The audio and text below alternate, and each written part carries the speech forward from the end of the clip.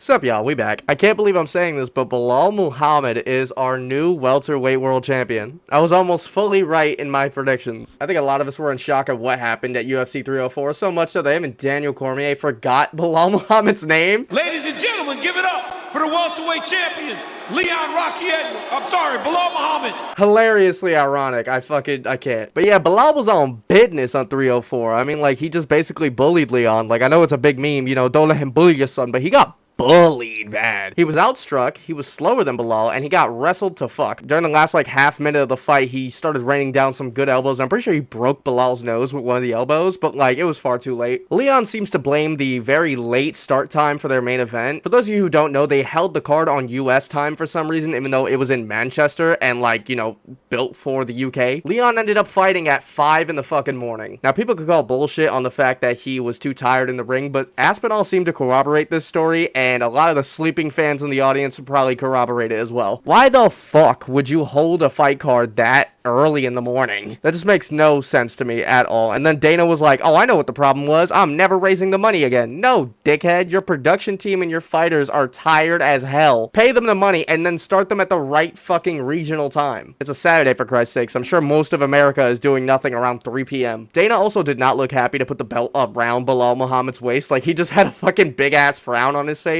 He was asked about the fight afterwards, and in his words, he said it was not a barn burner. About the nicest way to say that was boring as hell, but you know, it is what it is. But I gotta give Belal his credit. All this talk during the week about who's intimidated him or Leon, I'll tell you this much, it was not fucking him. He fought with a mentality of a hungry warrior. His striking didn't look too bad, and he was wrestling Leon all over the fucking cage. He credited Khabib for the game plan and for the tactics, and honestly, Coach Khabib might be OP as a coach, in my words. In other news, though, Tom Aspinall ended up winning his fight in the first fucking minute. Like, no doubt, a lot of us expected Aspinall to win, and if he did, make it look easy, but in the first minute of the fight is ridiculous. I think there's a stat out there that all of Tom Aspinall's fights put together is like around 40 minutes of in-cage time. I could watch all of his fight discography and still not be done with an episode of The Boys. And Dana White has the audacity to say that he's the backup fighter for Stipe versus Jones. Just stop it. Stop it. But Aspinall ended up throwing a shot call out at John Jones in the meanest way possible. Hello, John. I have nothing against you personally, but I just think I'm better than you. I just know that I can beat you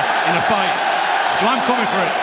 No, seriously, that was way too polite, honestly. A lesser man would have been dragging his name through the fucking mud. But I guess that's the big comparison that you could draw between John Jones and Tom Aspinall. You have the respectful, very model champion, and then you have John Jones, who hits pregnant women with his car and only returns for his drugs. It is what it is. Paddy Pimblett made easy work of Bobby Green. Honestly, I'm so baffled and just like lost as to why Bobby Green would shoot for a takedown on Paddy. Apologies. King seemed to have dropped his crown in the middle of him shooting for that takedown. Within like seconds, Paddy had him in a deep-ass triangle choke, was basically about to break his arm if he didn't pass out in the choke already. But yeah, I have no idea why a slick striker with good hands like Bobby Green would choose not to stand up with Paddy, but instead shoot on him. It made zero sense to me at all. But I will say with that win and that post-fight interview, Paddy is back in the tracks, I would say, of being in the fan favorite discussions and, you know, exciting fighters to watch. He had a bit of a skid with the past 2 fights, but you know what? He's back on track. And he's got a ranking, and he's calling out our boy, Money Moicano. This is most expensive money-making fight in lightweight division. I'm sure that'll be a fun fight. Honestly, I have Paddy winning that one pretty easily, so, you know, it's a smart call-out. Finally, though, I kind of want to talk about the big fart of the fucking room. Biggest dud since the Dudley Boys. Kopp and Mokaev. What happened? What happened, you two? For those of you who don't know, after this performance, after Mokaev actually picked up the victory, he was cut from the UFC, and he will be heading towards the PFL. Apparently, before this fight, Dana had talked to Mokaev about his fight style, and he wasn't particularly a fan, so he told him this was kind of like a make-or-break fight for him. Maybe that explains the weird bullshit gangster antics that were going into the fight, like with the sucker punch and the pressing each other at like the weigh-in and stuff like that. There was like 30 security guards in the cage before they actually fought. All of that amped up, riled up energy just for them to basically do fuck all the entire first round. Then in the second round, Kopp breaks his toe, but even worse off for him, Mokaev ends up pantsing him in the middle of the cage for no fucking reason. The referee was very firm with him, but I honestly feel like he should have took a point for that fight. There is no excuse for fully bringing your opponent's ass out of his shorts in the middle of a grapple exchange. So yeah, it's off to the PFL for that dude. I mean, a lot of people are saying that this was a bad idea considering he's an undefeated prospect in the flyweight division,